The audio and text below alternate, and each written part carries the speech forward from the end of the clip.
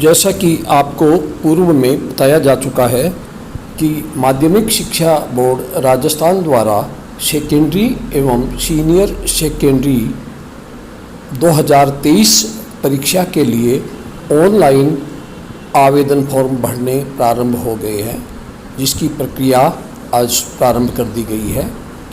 इसके लिए आपको सबसे पहले बोर्ड की जो मुख्य साइट है उस पर आपको जाना होगा।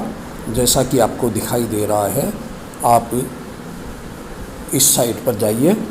इस साइट पर आप जाने के बाद में आपको यहाँ आपको लिंक दिखाई दे रही है फ़ोटोज़ के नीचे। इस लिंक के द्वारा आप इसको क्लिक कीजिए। क्लिक करने के बाद में आपको फॉर्म भरने की जो साइट है, जैसा आपको स्क्रीन पर दिखाई दे रही है, ये आपको दिखाई देगा। इसमें सबसे पहले आपको स्कूल कोड देना होगा। स्कूल कोड आपके मान्यता में दिए गए होंगे। इसके बाद आप देख रहे हैं पासवर्ड। जो पासवर्ड आपके पिछले वर्ष थे वही पासवर्ड आपको यहाँ डालने हैं। लेकिन हो सकता है आप जो ही लॉगिन करें आपको पासवर्ड बदलने के लिए पूछा जा सकता है। लेकिन हमारा इस वीडियो का मुख्य उद्देश्य ये है कि बोर्ड की एफिलिएशन वार्षिक शुल्क 2000 रुपये का भुगतान हम किस तरह से करें।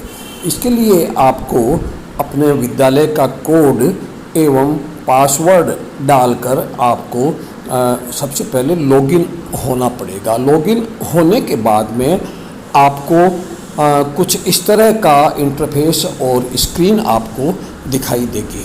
इस स्क्रीन पर आप देख रहे हैं, सबसे पहले आपको एफिलिएशन फीस 2000 रुपये का भुगतान करना पड़ेगा। पहले पे एफिलिएशन फीस को क्लिक कीजिए। इसके बाद आपको इस तरह का इंटरफेस दिखाई देगा। इसमें आप सबसे पहले आप अपने मोबाइल नंबर डाल सकते हैं, जो कि ऑप्शनल है। मोबाइल नंबर ऑप्शनल है आपके। बाकी अमाउंट इसमें आ गया है। मोबाइल नंबर डालिए आप।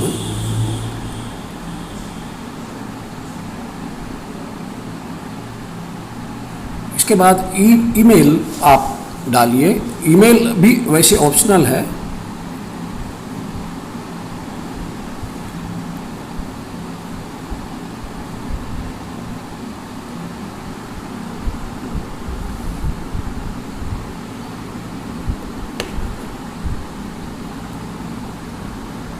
के बाद आपको ईमेल डालनी है, जो कि ऑप्शनल है। आप चाहे तो डाल सकते हैं, अन्यथा इसको खाली भी छोड़ सकते हैं। देखिए यहाँ ईमेल डाल दी है मैंने। इसके बाद पेयर भुगतान करने वाले का नाम भी ऑप्शनल है। आप चाहे तो यहाँ डाल सकते हैं, अन्यथा इसे खाली छोड़ सकते हैं। मैं यहाँ विद्यालय का नाम यहाँ पेयर के नाम रूप में डाल रहा हूँ। इसके बाद में आपको देखिए बैंक के दो ऑप्शन दिए गए हैं आपको।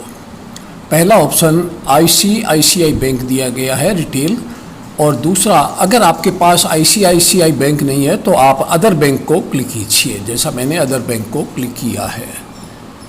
अदर बैंक को क्लिक करने के पश्चात प्रोसीड में जाइए आप। यहाँ जो भी बैंक आपका है उसको आप सिलेक्ट कर लीजिए।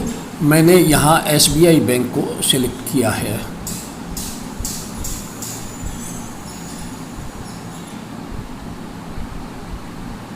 इसके बाद पे नाउ पे मैं चला गया हूँ। यहाँ पर इंटरनेट बैंकिंग में जो भी मेरा पासवर्ड, यूज़र नेम और पासवर्ड है बैंक का, इंटरनेट बैंकिंग में जो भी आपका है वो आप यहाँ डाल दीजिए। आपके बैंक का यूज़र नेम पासवर्ड। आप चाहें तो डेबिट कार्ड से भी पेमेंट कर सकते हैं। इसके बाद आपको बैंक द्वारा आपके जो पासवर्ड है वो पूछे जा रहे हैं, OTP है वो पूछे जा रहे हैं। OTP आप डालने के बाद कंफर्म कर दीजिए। OTP डाल दीजिए, जो OTP आपके मिले हैं। बैंक पेमेंट की कार्रवाई है, आप डेबिट कार्ड से भी ये पेमेंट कर सकते हैं।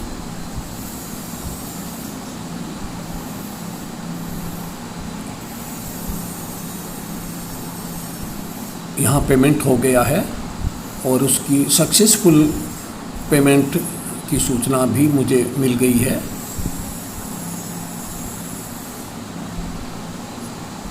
पेमेंट सक्सेसफुल का मैसेज भी मुझे मिल गया है।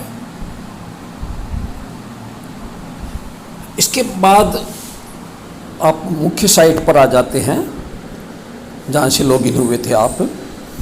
दोबारा एक बार आपको लॉगिन होना है, वही आपको अपने विद्यालय के कोड और पासवर्ड डालकर आपको लॉगिन होना है।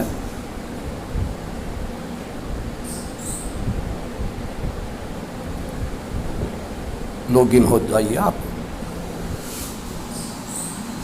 इसके बाद जहाँ से आपने पेमेंट किया था, ठीक उसके नीचे आपके पेमेंट का जो स्टेटस, क्या स्टेटस है, आपका भुगतान हुआ या नहीं, वो आपको दिखाई दे रहा है। उसको क्लिक कीजिए, आपको आपकी रसीद दिखाई दे जाएगी।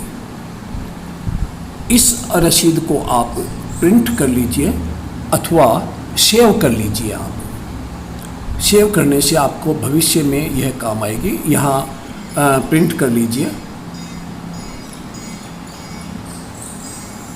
प्रिंटर अपना सेलेक्ट कर लीजिए।